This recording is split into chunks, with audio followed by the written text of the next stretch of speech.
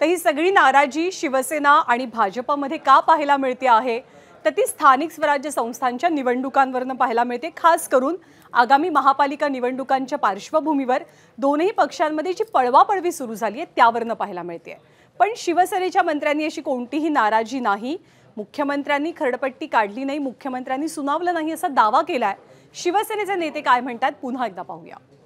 कुणी कुणाला काही सुनावलेलं नाही, काही प्रत्येक गोष्ट काय माननीय उपमुख्यमंत्र्यांना विचारून होत नाही किंवा काही गोष्टी माननीय मुख्यमंत्र्यांना विचारून होत नाही। कुणी कुणाला काही सुनावलेलं नाही, काही प्रत्येक गोष्ट काय माननीय उपमुख्यमंत्र्यांना विचारून होत नाही किंवा काही गोष्टी माननीय मुख्यमंत्र्यांना विचारून होत नाही। आश्वासन दिलेलं आणि जे काय कोण बोलतंय झापलं आणि चापलं तसा काय प्रकार नाही आहे। समजूतदारपणे एकमेकाने आम्ही चर्चा केलेली आहे।